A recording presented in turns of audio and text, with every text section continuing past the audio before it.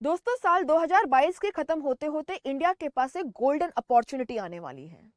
And ये golden opportunity है, India G20 group जो है उसकी प्रेसिडेंटशिप को एज्यूम करेगा दिसंबर 2022 के अंदर, जो इंडिया के पास में एक साल तक रहेगी।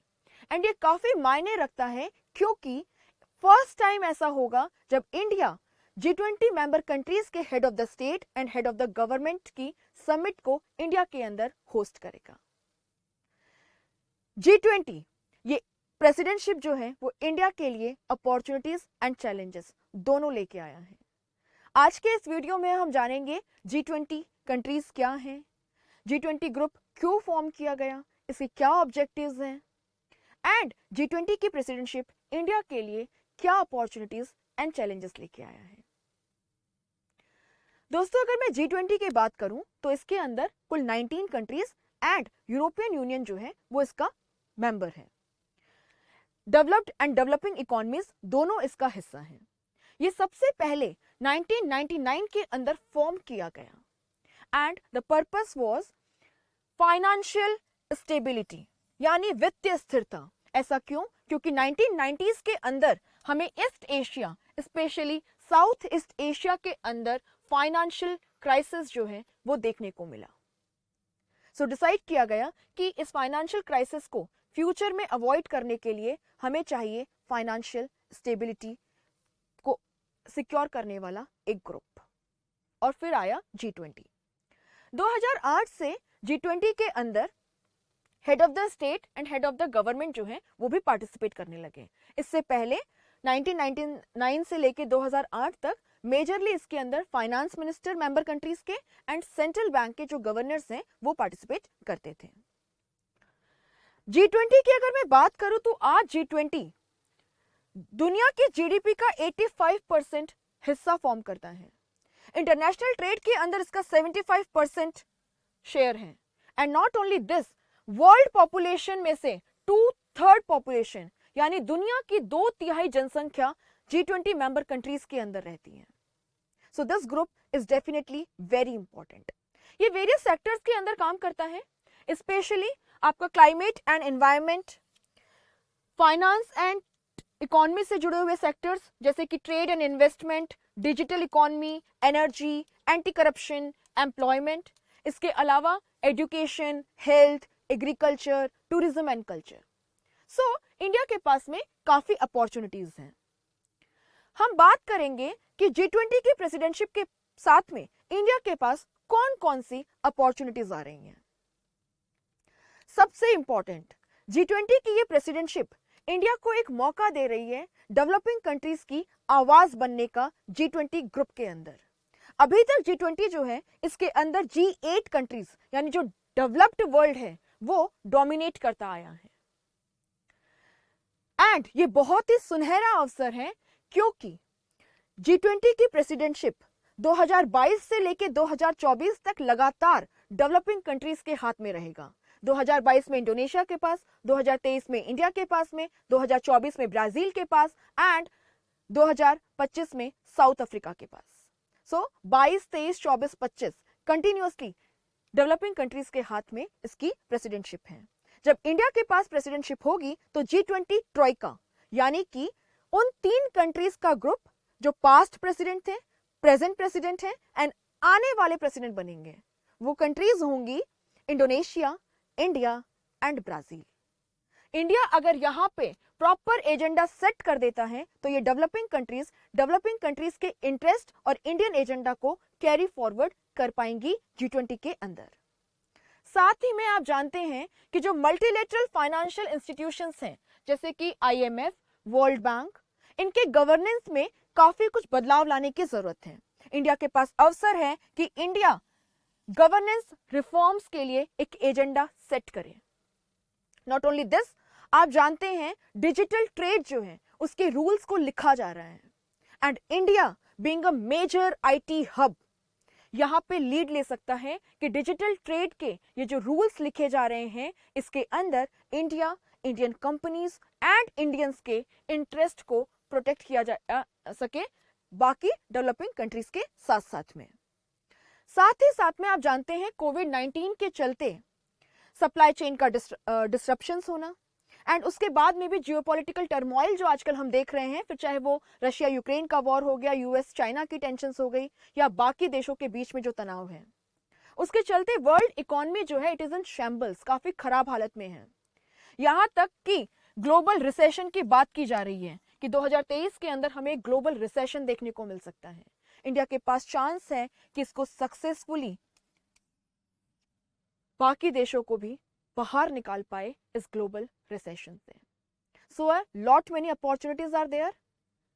साथ ही साथ में टूरिज्म एंड कल्चर का एक मेजर हब इंडिया को प्रमोट कर सकता है इंडिया वहां पे, and climate change and environment के अंदर इंडिया लीडरशिप का रोल इफेक्टिवली प्ले कर करके बाकी कंट्रीज के लिए एक एग्जाम्पल सेट कर सकता है।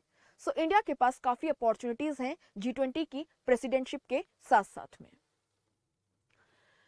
दोस्तों, जैसे कि हर सिक्के के दो पहलू होते हैं, वैसे ही इंडिया की G20 प्रेसिडेंटशिप के भी दो पहलू हैं।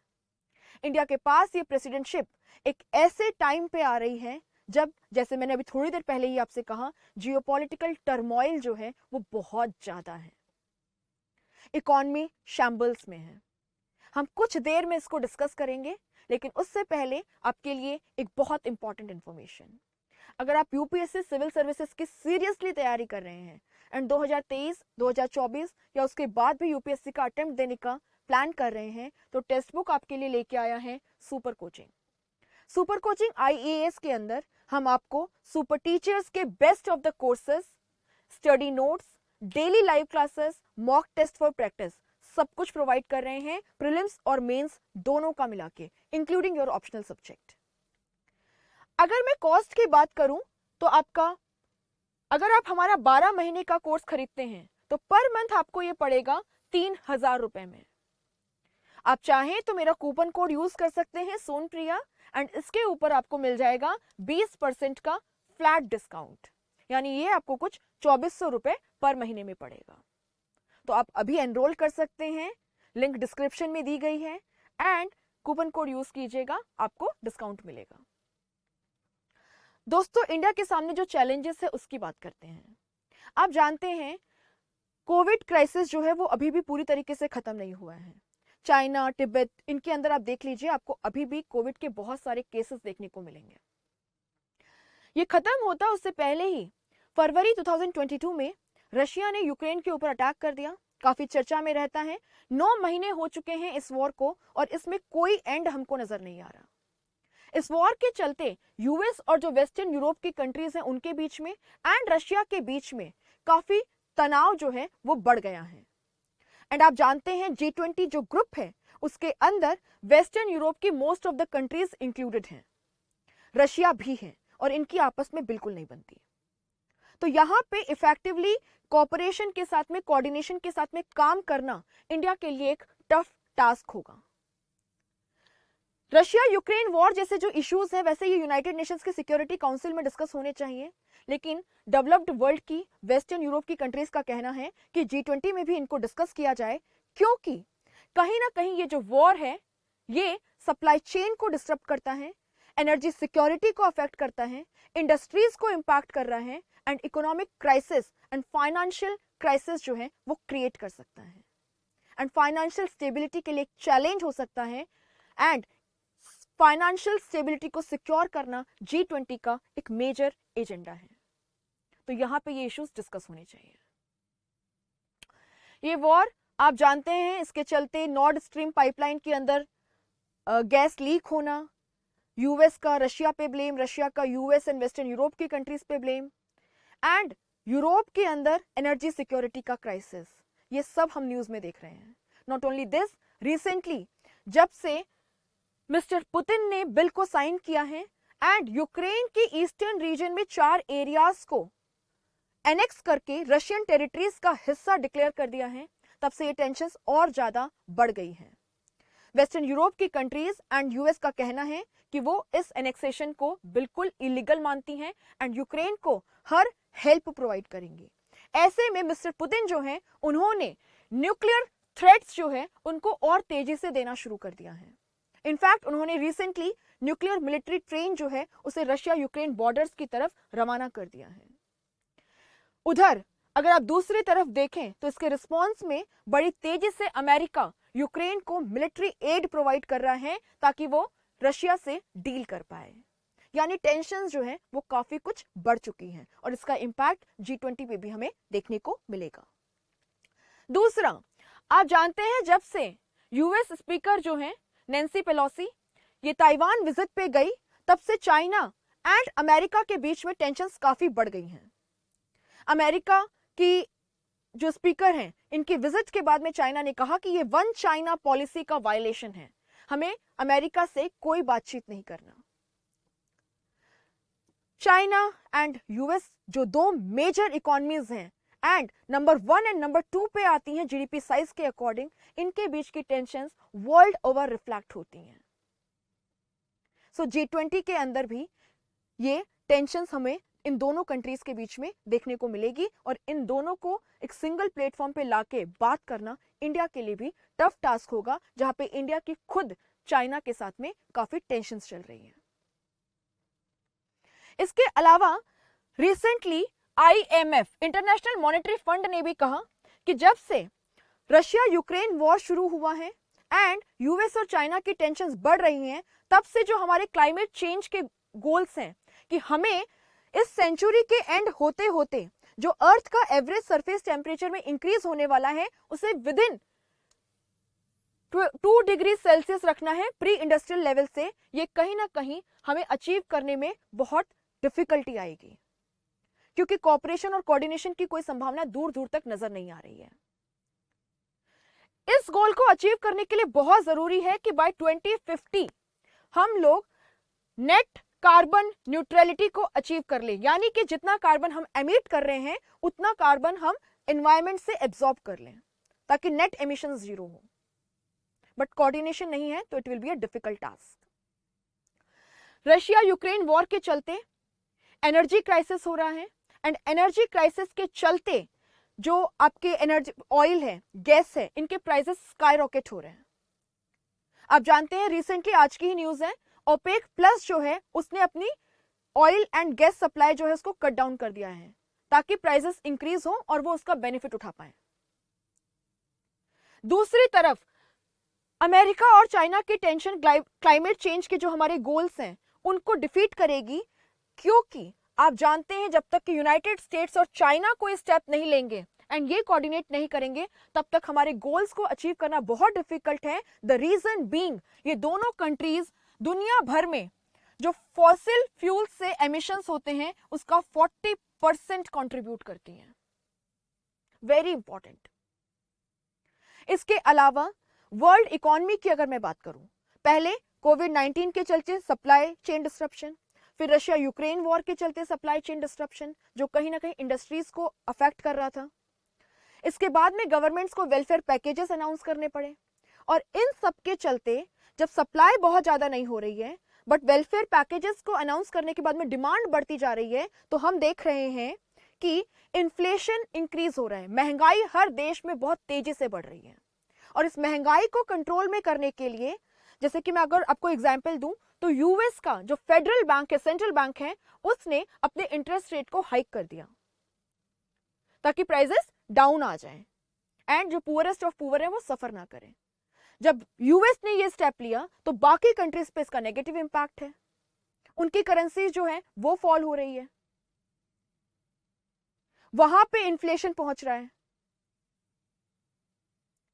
Not only this, Russia Ukraine war के चलते आप जानते हैं कि जर्मनी जो कि 56% अपनी गैस सप्लाईज रशिया से ऑब्टेन करती थी वो नहीं कर पा रही है। ऐसे कई और देश हैं। एनर्जी क्राइसिस के चलते यहां इंडस्ट्रीज का शटडाउन और रिसेशन बहुत ही प्रोबेबल पॉसिबिलिटी है। नॉट ओनली दिस, अगर हम आगे बात करें तो आप यूके का एग्जाम्पल ले लीजिए, वहां पे हमें देखने को मिल रहा है काफी इकोनॉमिक क्राइसिस बढ़ गया है। आप चाइना का एग्जाम्पल ले लीजिए, चाइना के अंदर कोविड-19 को डील करने के लिए जो जीरो कोविड स्ट्रेटेजी है उसमें काम करना बहुत मुश्किल हो गया है। नॉट ओनली दिस, चाइना का जो रियल एस्टेट जो उसकी इकोनॉमी में करीबन 30 से 40% कंट्रीब्यूट करता है वो कंप्लीटली एक क्राइसिस के अंदर है। So major economy US, China, UK, European economies, सब में हमको एक क्राइसिस काफी क्लियर नजर आ रहा है। एंड यहां पे United Nations conference of trade and development की जो रिसेंट रिपोर्ट है उसने कहा है कि दुनिया रिसेशन के वर्ज पे है। इंडिया को एक सामने बहुत बड़ा ग्लोबल इकोनॉमिक रिसेशन देखने को मिल सकता है। Climate change, economic recession, geopolitical tensions, G20 के अंदर एनिमी कंट्रीज जो हैं उनके बीच में कोऑर्डिनेशन करवाना एंड एक इफेक्टिव लीडरशिप प्रोवाइड करना इंडिया के लिए एक टफ टास्क होगा। Looking forward to India to provide effective leadership and peace, prosperity, economic stability, इसके अंदर कंट्रीब्यूट करके एक जस्ट वर्ल्ड जो है उसकी फाउंडेशंस को एस्टेब्लिश कर पाए। Thank you so much. ऐसे ही इंफॉर्मेटिव कंटेंट के लिए आप हमारा चैनल सब्सक्राइब करके बेल आइकन प्रेस कर सकते हैं एंड साथ ही में do not forget to like the video, share it with your friends and family members to support us. I am Sonpriya. मैं टेक्स्ट बुक के प्लेटफॉर्म पे आपके यूपीएससी सिविल सर्विसेज के लिए हिस्ट्री, आर्ट एंड कल्चर की क्लासेस एंड करंट अफेयर्स के sessions लेती हूँ। आप मेरे साथ कनेक्ट कर सकते हैं Sonpriya ma'am text book Telegram channel पे सर्च करके, जहां पे मैं आपको सारी इंफॉर्मेटिव कंटेंट, मेरी सारे वीडियोस के लिंक सब कुछ शेयर करती हूँ। Thank you so much.